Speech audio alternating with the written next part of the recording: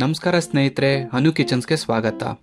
ಇವತ್ತು ನಾವು ನಿಮಗೆ ಒಂದು ಸಿಂಪಲ್ ಆದಂಥ ಪನ್ನೀರ್ ಐಟಮ್ ಮಾಡೋದು ಹೇಗೆ ಅಂತ ತೋರಿಸ್ಬೇಕು ಅಂತ ಅಂದ್ಕೊಂಡಿದ್ದೀವಿ.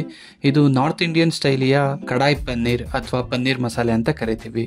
ಮಾಡೋದಕ್ಕೆ ತುಂಬ ಸುಲಭ, ತುಂಬ ಟೇಸ್ಟಿಯಾಗಿರುತ್ತೆ. ಹಾಗಾದರೆ ತಡ ಮಾಡದೆ ಹೇಗೆ ಮಾಡೋದು ಅಂತ ನೋಡ್ಕೊಳ್ಳೋಣ ಬನ್ನಿ. ಮೊದಲಿಗೆ ಮಸಾಲೆಗೆ ಅಂತ ಒಂದು ಪುಡಿ ರೆಡಿ ಮಾಡ್ಕೋಬೇಕು. ಅದಕ್ಕೋಸ್ಕರ 3 ಕೆಂಪು ಮೆಣಸಿನ್ಕಾಯಿ, ಚಕ್ಕೆ, ಲವಂಗ, ಯಾಲಕ್ಕಿ, ಕಪ್ಪು ಮೆಣಸು, 1 ಸ್ಪೂನ್ ಜೀರಿಗೆ, 1 ಸ್ಪೂನ್ ಸೋಂಪು, ಪಲಾವ್ ಎಲೆ ಮತ್ತು ಪಲಾವ್ ಹೂವು ಇಷ್ಟನ್ನು ಒಂದು ಬಾಣಲಿಗೆ ಹಾಕೋತಾ ಇದ್ದೀವಿ. ಇದನ್ನೆಲ್ಲ 1-2 ನಿಮಿಷ ಚೆನ್ನಾಗಿ ಹುರ್ಕೋಬೇಕಾಗುತ್ತೆ. ಅದಾದಮೇಲೆ ಸ್ವಲ್ಪ ಹೊತ್ತು ಆರಿಸಿ ಪುಡಿ ಮಾಡ್ಕೋಬೇಕು.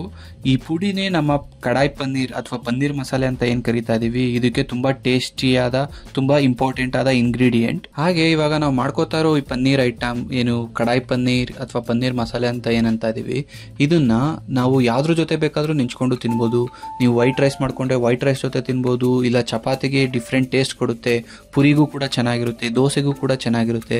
ಹಾಗೆ ಇವಾಗಿನ ಮಕ್ಕಳಿಗೆ ಪನ್ನೀರ್ ಅಂದರೆ ತುಂಬ ಇಷ್ಟ ಇರುತ್ತಲ್ವ, ಅದಕ್ಕೋಸ್ಕರ ಈ ಥರ ಡಿಫ್ರೆಂಟಾಗಿ ಒಂದು ಪನ್ನೀರ್ ಮಸಾಲೆ ಮಾಡಿಕೊಟ್ರೆ ಅವರು ಕೂಡ ತುಂಬ ಇಷ್ಟಪಟ್ಟು ನೀವು ಅದ್ರ ಜೊತೆ ಏನು ಮಾಡ್ಕೊಡ್ತೀರೋ ಅದನ್ನು ಚೆನ್ನಾಗಿ ತಿಂತಾರೆ. ಇವಾಗ ಈ ಐಟಮ್ ಎಲ್ಲ ಚೆನ್ನಾಗಿ ಹುರ್ಕೊಂಡಿದ್ದೀವಿ. ಇದನ್ನು ಒಂದು ಪ್ಲೇಟಲ್ಲಿ ಹಾಕ್ಕೊಂಡು ಸ್ವಲ್ಪ ಹೊತ್ತು ಆರಿಸ್ಕೊಳ್ಳೋಣ.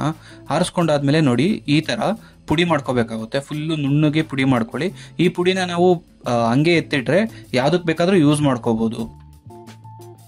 ನಮ್ಮ ಪನ್ನೀರ್ ಕಡೆಗೆ ಒಂದು ಪೇಸ್ಟ್ ರೆಡಿ ಮಾಡ್ಕೋಬೇಕು. ಅದಕ್ಕೋಸ್ಕರ ಒಂದು ಬಾಣಲಿನ ಇಟ್ಟು, ಬಾಣಲಿ ಸ್ವಲ್ಪ ಕಾದ್ಮೇಲೆ ಅದಕ್ಕೆ 2 ಸ್ಪೂನ್ ಎಣ್ಣೆನ ಹಾಕೋತಾ ಇದೀವಿ. ಎಣ್ಣೆ ಸ್ವಲ್ಪ ಕಾದ್ಮೇಲೆ ಒಂದು 5-6 ಎಲ್ಕು ಬೆಳ್ಳುಳ್ಳಿ ಜೊತೆಗೆ ಒಂದು ಸ್ವಲ್ಪ ಶುಂಠಿನ ಹಾಕೋತಾ ಇದೀವಿ. ಹಾಗೆ ಜೊತೆಗೆ ಒಂದು 10 ಎಲೆ ಕರಿಬೇವನ್ನ ಹಾಕೋತಾ ಇದೀವಿ. ಇವಾಗ ಒಂದು ಈರುಳ್ಳಿನ ಉದ್ದುದಾಗಿ ಕಟ್ ಮಾಡ್ಕೊಂಡು ಹಾಕೋತಾ ಇದೀವಿ. ಅದ್ರ ಜೊತೆಗೆ ಒಂದು ಟೊಮೊಟೊನ ಮೀಡಿಯಂ ಸೈಜಲ್ಲಿ ಕಟ್ ಮಾಡಿ ಹಾಕೋತಾ ಇದೀವಿ. ಇದೆರಡನ್ನೂ ಹಾಕೊಂಡು ಸ್ವಲ್ಪ ಹುರ್ಕೊಳ್ಳೋಣ. ಅಂದ್ರೆ ತುಂಬಾ ಹೊತ್ತೇನು ಬೇಡ, ಒಂದು 2 ಸೆಕೆಂಡ್ವರೆಗೂ ಇಲ್ಲ ಒಂದು 10 ಸೆಕೆಂಡ್ ಚೆನ್ನಾಗಿ ಹುರ್ಕೋಬೇಕಾಗುತ್ತೆ. ಇವಾಗ ಒಂದು 10 ಗೋಡಂಬಿನ ಹಾಕೋತಾ ಇದೀವಿ. ನಾವಿಲ್ಲಿ ಕಟ್ ಮಾಡಿ ಗೋಡಂಬಿನ ಹಾಕೋತಾ ಇದೀವಿ. ನೀವು ಬೇಕಂದ್ರೆ ಉದ್ದುದಾಗೂ ಹಾಕೋಬಹುದು. ಇದು ಹೇಗೆ ಮಾಡಿದ್ರು ನಾವು ಪೇಸ್ಟ್ ಮಾಡ್ಕೋತೀವಿ. ಸೊ ಯಾವ ಸೈಜಲ್ಲಿ ಹಾಕೋತಾ ಇದೀವಿ ಅನ್ನೋದು ಮ್ಯಾಟರ್ ಆಗಲ್ಲ. ಇದೆಲ್ಲ ಹಾಕೊಂಡು ಸ್ವಲ್ಪ ಈರುಳ್ಳಿ ಮತ್ತೆ ಟೊಮೊಟೊದು ಹಸಿ ವಾಸನೆ ಹೋಗ್ಬೇಕು, ಅಲ್ಲಿವರೆಗೂ ಸ್ವಲ್ಪ ಚೆನ್ನಾಗಿ ಹುರ್ಕೊಳ್ಳೋಣ. ಈರುಳ್ಳಿ ಕಲರ್ ಚೇಂಜ್ ಆಗುತ್ತೆ, ಒಂದು ಸ್ವಲ್ಪ ಕೆಂಪು ಕಲರ್ ಆಗುತ್ತೆ, ಅಲ್ಲಿವರೆಗೂ ಚೆನ್ನಾಗಿ ಹುರ್ಕೊಳ್ಳೋಣ. ಹುರ್ಕೊಂಡಿದ್ದಾದ್ಮೇಲೆ ಇದನ್ನ ಸ್ವಲ್ಪ ಹೊತ್ತು ಆರಿಸಿ ಒಂದು ಜಾರ್ ಒಳಗಡೆ ಹಾಕೊಂಡು ಇದನ್ನ ಒಂದು ಪೇಸ್ಟ್ ಮಾಡ್ಕೋಬೇಕಾಗುತ್ತೆ. ಇವಾಗ ನಾವು ಒಂದು ಜಾರ್ ಒಳಗಡೆ ಹಾಕೋತಾ ಇದೀವಿ. ಜಾರ್ ಒಳಗಡೆ ಹಾಕೊಂಡು ಒಂದು ಸ್ವಲ್ಪ ನೀರು ಸೇರಿಸ್ಕೊಳ್ಳೋಣ. ಒಂದು ಸ್ವಲ್ಪ ನೀರು ಸೇರಿಸ್ಕೊಂಡು ಇದನ್ನ ಮಿಕ್ಸಿಲಿ ರುಬ್ಕೊಳ್ಳೋಣ. ನೋಡಿ ಇವಾಗ ರುಬ್ಕೊಂಡಿದೀವಿ. ನಮ್ಮ ಪೇಸ್ಟು ಈ ಥರ ರೆಡಿ ಆಗಬೇಕು. ಈ ಥರ ರೆಡಿ ಆದರೆ ನಮ್ಮ ಕಡಾಯಿ ಪನ್ನೀರ್ ಇಲ್ಲ ಪನ್ನೀರ್ ಮಸಾಲೆ ಅಂತ ಏನಂತಿದ್ದೀವಿ, ಆ ಪನ್ನೀರ್ ಮಸಾಲೆಗೆ ಒಳ್ಳೆ ಟೇಸ್ಟ್ ಕೊಡುತ್ತೆ. ಅದಕ್ಕೋಸ್ಕರ ಈ ಥರ ನುಣ್ಣಗೆ ರುಬ್ಕೋಬೇಕಾಗುತ್ತೆ, ಒಂದು ಒಳ್ಳೆ ಪೇಸ್ಟ್ ರೆಡಿ ಮಾಡ್ಕೋಬೇಕಾಗುತ್ತೆ. ಇವಾಗ ಕಡಾಯಿ ಪನ್ನೀರ್ ಪ್ರಿಪೇರ್ ಮಾಡ್ಕೊಳ್ಳೋದಕ್ಕೆ ಸ್ಟವ್ ಮೇಲೆ ಒಂದು ಕಡಾಯಿ ಇಟ್ಟು, ಕಡಾಯಿ ಸ್ವಲ್ಪ ಕಾದ ಮೇಲೆ 3 ಸ್ಪೂನ್ ಎಣ್ಣೆ, ಅದ್ರ ಜೊತೆ 3 ಸ್ಪೂನ್ ತುಪ್ಪ ಸೇರಿಸ್ಕೊತಾ ಇದೀವಿ. ಎಣ್ಣೆ ಸ್ವಲ್ಪ ಕಾದ್ಮೇಲೆ ಅದಕ್ಕೆ ಅರ್ಧ ಸ್ಪೂನ್ ಜೀರಿಗೆನ ಹಾಕೋತಾ ಇದೀವಿ. ಇವಾಗ ಒಂದು ಈರುಳ್ಳಿನ ಮೀಡಿಯಂ ಸೈಜಲ್ಲಿ ಕಟ್ ಮಾಡಿಕೊಂಡು ಎಣ್ಣೆಗೆ ಹಾಕೋತಾ ಇದೀವಿ. ಈರುಳ್ಳಿನ ಸ್ವಲ್ಪ ಕಟ್ ಮಾಡಿಕೊಂಡು ಅದನ್ನ ಕೈಯಲ್ಲಿ ಸ್ವಲ್ಪ ಬಿಡಿಸ್ಕೊಂಡು ಹಾಕೋಬೇಕಾಗುತ್ತೆ. ಜೊತೆಗೆ ಒಂದು ಕ್ಯಾಪ್ಸಿಕಮ್ ಕೂಡ ಮೀಡಿಯಂ ಸೈಜಲ್ಲಿ ಕಟ್ ಮಾಡ್ಕೊಂಡು ಹಾಕೋತಾ ಇದೀವಿ.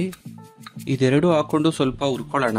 ತುಂಬ ಹೊತ್ತೇನು ಹುರ್ಕೊಳ್ಳೋದು ಬೇಡ. ಈರುಳ್ಳಿ ಸ್ವಲ್ಪ ಕೆಂಪಗಾಗೋವರೆಗೂ ಮಾತ್ರ ಹುರ್ಕೊಳ್ಳೋಣ, ಯಾಕಂದರೆ ಆಮೇಲೆ ತರಕಾರಿ ಹಾಕಿ ಮತ್ತೆ ಬೇಯಿಸ್ಕೋಬೇಕು. ಅದಕ್ಕೋಸ್ಕರ ಇವಾಗ ಒಂದೊಂದೇ ತರಕಾರಿ ಹಾಕೊಬಿಡ್ತೀವಿ. ನಾವಿಲ್ಲಿ ಬೀನ್ಸ್ನ ತಗೊಂಡು ಚಿಕ್ಕದಾಗಿ ಕಟ್ ಮಾಡಿ ಹಾಕೋತಾ ಇದ್ದೀವಿ. ಅದ್ರ ಜೊತೆ ಕ್ಯಾರೆಟ್ನು ಕೂಡ ಚಿಕ್ಕದಾಗಿ ಕಟ್ ಮಾಡಿ ಹಾಕೋತಾ ಇದ್ದೀವಿ. ಇದನ್ನೆಲ್ಲ ಹಾಕೊಂಡು ಸ್ವಲ್ಪ ಹೊತ್ತು ಮತ್ತೆ ಮಿಕ್ಸ್ ಮಾಡ್ಕೊಳ್ಳೋಣ ಎಲ್ಲಾನು. ಅಂದರೆ ತುಂಬ ಹೊತ್ತೇನು ಬೇಡ, ನಾನು ಆಲ್ರೆಡಿ ಹೇಳ್ದಂಗೆ ಇದನ್ನ ಮತ್ತೆ ಬೇಯಿಸ್ಕೋಬೇಕು. ಇಲ್ಲಿ ತರಕಾರಿ ಬೇಯೋದಕ್ಕೆ ಅಂತ ಹೇಳ್ಬಿಟ್ಟು ಒಂದು 1/4 ಚಮಚದಷ್ಟು ಉಪ್ಪು ಹಾಕೋತಾ ಇದೀವಿ. ಅಂದರೆ ಇದೇನು ಟೇಸ್ಟ್ಗೆ ಅಂತ ಅಲ್ಲ, ಸುಮ್ಮನೆ ತರಕಾರಿ ಬೇಗ ಬೇಯೋದಕ್ಕೆ ಅಂತ ಹಾಕೋತಾ ಇರೋದಷ್ಟೇ. ಇದನ್ನ ಹಾಕೊಂಡು ಸ್ವಲ್ಪ ಮಿಕ್ಸ್ ಮಾಡಿಕೊಂಡು ನಮ್ಮ ಕಡಾಯಿನ ಒಂದು ಪ್ಲೇಟು ಇಲ್ಲಾಂದರೆ ಕಡಾಯಿದು ಮುಚ್ಚಳ ಇರುತ್ತೆ, ಆ ಮುಚ್ಚಳ ಮುಚ್ಚಿ ಸ್ವಲ್ಪ ಹೊತ್ತು ಬೇಯಿಸ್ಕೊಳ್ಳೋಣ. ಸ್ನೇಹಿತರೆ, ನಾವಿವಾಗ ನಮ್ಮ ತರಕಾರಿನ ಚೆನ್ನಾಗಿ ಬೇಯಿಸ್ಕೊಂಡಿದ್ದೀವಿ. ಒಂದು 10 ನಿಮಿಷ ಟೋಟಲ್ ಆಗಿ ಬೇಯಿಸ್ಕೊಂಡು ಕಡಾಯಿ ಮುಚ್ಚಳ ತೆಗಿತಾ ಇದ್ದೀವಿ. ಇವಾಗ ನೋಡಿ ತರಕಾರಿ ಎಲ್ಲ ತುಂಬ ಚೆನ್ನಾಗಿ ಬೆಂದಿದೆ. ಇದನ್ನೆಲ್ಲ ಒಂದ್ಸತಿ ಇವಾಗ ಮಿಕ್ಸ್ ಮಾಡ್ಕೊಬಿಡೋಣ.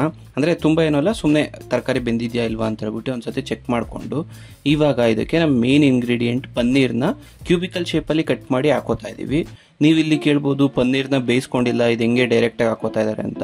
ಹೌದು, ನಾವು ಪನ್ನೀರ್ನ ಬೇಯಿಸ್ಕೊಂಡಿಲ್ಲ. ಯಾಕಂದರೆ ನಾವೇನಾದರೂ ಫಸ್ಟೇ ಪನ್ನೀರ್ನ ರೋಸ್ಟು ಇಲ್ಲ ಬೇಯಿಸ್ಕೊಳ್ಳೋ ಥರ ಏನಾದರೂ ಮಾಡ್ಕೊಬಿಟ್ರೆ ಪನ್ನೀರು ತುಂಬ ಹಾರ್ಡ್ ಆಗುತ್ತೆ, ರಬ್ಬರ್ ಥರ ಆಗಿಬಿಡುತ್ತೆ, ತಿನ್ನೋದಕ್ಕೆ ಚೆನ್ನಾಗಿರಲ್ಲ. ಅದಕ್ಕೋಸ್ಕರ ಪನ್ನೀರ್ನ ಡೈರೆಕ್ಟಾಗಿ ಹಾಕೋತಾ ಇದ್ದೀವಿ. ಇವಾಗ ಆವಾಗಲೇ ನಾವು ಒಂದು ಪುಡಿನ ರೆಡಿ ಮಾಡ್ಕೊಂಡ್ವಲ್ಲ, ಆ ಪುಡಿನ 2 ಸ್ಪೂನಷ್ಟು ಹಾಕೊಳ್ತಾ ಇದ್ದೀವಿ. ಇದ್ರ ಜೊತೆಗೆ ಅರ್ಧ ಸ್ಪೂನ್ ಧನಿಯಾ ಪುಡಿ ಕೂಡ ಹಾಕೋತಾ ಇದ್ದೀವಿ. ಇಷ್ಟೂ ಹಾಕ್ಕೊಂಡು ಎಲ್ಲನೂ ಒಂದ್ಸತಿ ಚೆನ್ನಾಗಿ ಮಿಕ್ಸ್ ಮಾಡ್ಕೊಳ್ಳೋಣ. ಸ್ನೇಹಿತರೆ ನೋಡಿ, ಆವಾಗಲೇ ನಾವು ಒಂದು ಪುಡಿ ರೆಡಿ ಮಾಡ್ಕೊಂಡಿದ್ವಲ್ಲ, ಆ ಪುಡಿನ ನಾವಿಲ್ಲಿ ಫುಲ್ ಹಾಕೊಂಡಿಲ್ಲ, ಕೇವಲ 2 ಸ್ಪೂನ್ ಮಾತ್ರ ಬಳಸ್ಕೊಂಡಿದ್ದೀವಿ. ಯಾಕಂದರೆ ಆ ಪುಡಿಲಿ ಮಸಾಲೆ ಜಾಸ್ತಿ ಇರುತ್ತೆ. ನಾವು ಜಾಸ್ತಿ ಮಸಾಲೆ ಹಾಕ್ಬಿಟ್ರೆ ನಮ್ಮ ಕಡಾಯಿ ಪನ್ನೀರಲ್ಲಿ ಮಸಾಲೆ ಜಾಸ್ತಿ ಆಗಿಬಿಡುತ್ತೆ, ಟೇಸ್ಟು ಚೆನ್ನಾಗಿರಲ್ಲ. ಅದಕ್ಕೋಸ್ಕರ ನೋಡಿಕೊಂಡು ಮಾತ್ರ ಆ ಪುಡಿನ ಹಾಕ್ಕೊಳ್ಳಿ, ಜಾಸ್ತಿ ಹಾಕೊಳ್ಳೋದಕ್ಕೆ ಹೋಗಬೇಡಿ. ಇವಾಗ ನಾವು ಒಂದು ಪೇಸ್ಟ್ ರೆಡಿ ಮಾಡ್ಕೊಂಡಿದ್ವಲ್ಲ, ಆ ಪೇಸ್ಟನ್ನು ಕೂಡ ನಮ್ಮ ಕಡಾಯಿ ಒಳಗಡೆ ಹಾಕೊಳ್ಳೋಣ. ಇದ್ರ ಜೊತೆಗೆ ಒಂದು ಸ್ವಲ್ಪ ನೀರು, ಅಂದರೆ ನಾವು ರುಬ್ಕೊಂಡಿರ್ತೀವಲ್ಲ ಜಾರು, ಆ ಜಾರ್ದು ತೊಳ್ಕೊಂಡು ಅದೇ ನೀರನ್ನ ಹಾಕೋತಾ ಇದ್ದೀವಿ. ಇಷ್ಟನ್ನು ಹಾಕ್ಕೊಂಡು ಒಂದು ಸತಿ ಎಲ್ಲ ಚೆನ್ನಾಗಿ ಮಿಕ್ಸ್ ಮಾಡ್ಕೊಬಿಡೋಣ. ನೋಡಿ, ಇವಾಗ ಎಲ್ಲ ಹಾಕ್ಕೊಂಡಿದ್ದೀವಿ. ನಾವು ಮೇನ್ ಇಂಗ್ರೀಡಿಯೆಂಟ್ಸ್ ಎಲ್ಲ ಇಷ್ಟೇ, ಇದ್ರ ಮೇಲೆ ಇನ್ನೇನು ಹಾಕ್ಕೊಳಕ್ಕಾಗಲ್ಲ. ಹಾಕೊಂಡ್ರೆ ಸ್ವಲ್ಪ ಉಪ್ಪು ಹಾಕ್ಕೊಂಡು ರುಚಿಗೆ ಎಷ್ಟು ಬೇಕೋ ಅಷ್ಟು ಉಪ್ಪು ಹಾಕ್ಕೊಂಡು ಬೇಯಿಸ್ಕೋಬೇಕಾಗುತ್ತೆ ಅಷ್ಟೇ.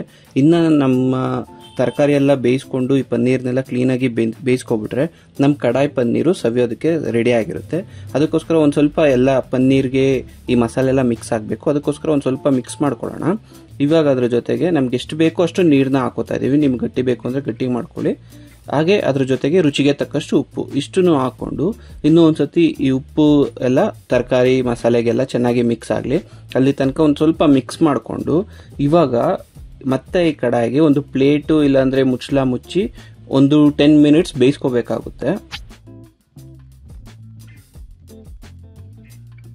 ಸ್ನೇಹಿತರೆ, ಇವಾಗ ನಾವು ನಮ್ಮ ಪನ್ನೀರ್ನ ಚೆನ್ನಾಗಿ ಬೇಯಿಸ್ಕೊಂಡು ಕಡಾಯಿದು ಮುಚ್ಚಳ ತೆಗಿತಾ ಇದ್ದೀವಿ. ನೋಡ್ತಾ ಇದ್ದೀರಾ ಎಷ್ಟು ಚೆನ್ನಾಗಿ ಬೆಂದಿದೆ ಅಂತ ಹೇಳ್ಬಿಟ್ಟು, ಚೆನ್ನಾಗಿ ಕುದೀತಾ ಇದೆ. ಪನ್ನೀರ್ನ ನಾವು ಈ ಥರ ಬೇಯಿಸ್ಕೊಂಡ್ರೆ ಪನ್ನೀರು ಬೇಯೋದು, ಇಲ್ಲ ಅಂದರೆ ಪನ್ನೀರ್ದು ನಿಮ್ಗೆ ಗೊತ್ತಿರುತ್ತೆ ಕ್ಲೀನಾಗಿ ಬೇಯಲ್ಲ, ಮತ್ತು ಅದರಲ್ಲಿ ಈ ಹಾಲಿನ ವಾಸನೆ ಬರುತ್ತೆ. ಯಾಕಂದರೆ ಹಾಲಿಂದ ಮಾಡೋದ್ರಿಂದ ಹಾಲಿನ ವಾಸನೆ ಬರುತ್ತೆ.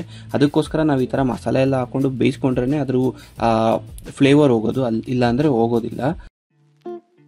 ಕೊನೆಯದಾಗಿ ನಮ್ಮ ಪನ್ನೀರ್ಗೆ ಒಂದು ಸ್ವಲ್ಪ ಕಸೂರಿ ಮೇಥಿನ ಸೇರಿಸ್ಕೊತಾ ಇದ್ದೀವಿ. ಅದ್ರ ಜೊತೆಗೆ ಲಾಸ್ಟ್ಗೆ 1 ಸ್ಪೂನ್ ಮತ್ತೆ ತುಪ್ಪ ಹಾಕೋತಾ ಇದ್ದೀವಿ. ಇದಿಷ್ಟನ್ನೆಲ್ಲ ಹಾಕ್ಕೊಂಡು ಎಲ್ಲ ಇವಾಗ ಒಂದ್ಸತಿ ಮಿಕ್ಸ್ ಮಾಡ್ಕೊಬಿಡೋಣ. ಸ್ನೇಹಿತರೆ, ನೋಡ್ತಾ ಇದ್ದೀರಾ ಅಲ್ವಾ ಎಷ್ಟು ಈಸಿಯಾಗಿ ಎಷ್ಟು ಸಿಂಪಲ್ ಆಗಿ ಕಡಾಯಿ ಪನ್ನೀರ್ ಮಾಡೋದನ್ನ ನಿಮಗೆ ತೋರಿಸ್ತಾ ಇದ್ದೀವಿ ಅಂತ. ನೀವು ಕೂಡ ಈ ಥರ ಕಡಾಯಿ ಪನ್ನೀರ್ನ ಮನೆಯಲ್ಲಿ ಆರಾಮಾಗಿ ಮಾಡ್ಕೋಬೋದು. ಇವಾಗಿನ ಮಕ್ಕಳಿಗೆ ತುಂಬ ಇಷ್ಟ ಆಗೋದು ನಾರ್ತ್ ಇಂಡಿಯನ್ ಸ್ಟೈಲ್ ಈ ಆಹಾರಗಳು. ಅದಕ್ಕೋಸ್ಕರ ನೀವು ಈ ಥರ ನಾರ್ತ್ ಇಂಡಿಯನ್ ಸ್ಟೈಲಲ್ಲಿ ಕಡಾಯಿ ಪನ್ನೀರ್ನ ಮಾಡಿಕೊಂಡು ದೋಸೆ, ಚಪಾತಿ, ರೈಸ್ ಏನೇ ಕೊಟ್ಟರು ಮಕ್ಕಳು ಇಷ್ಟಪಟ್ಟು ತಿಂತಾರೆ. ಬರೀ ಮಕ್ಕಳಿಗೆ ಅಂತ ಅಷ್ಟೇ ಅಲ್ಲ, ದೊಡ್ಡರಿಗೂ ಕೂಡ ಈ ಕಡಾಯಿ ಪನ್ನೀರ್ ತುಂಬ ಇಷ್ಟ ಆಗುತ್ತೆ. ನೀವು ಕೂಡ ಮಾಡ್ಕೊಳ್ಳಿ, ಹೇಗಿತ್ತು ಅಂತ ನಮಗೆ ತಿಳಿಸಿ.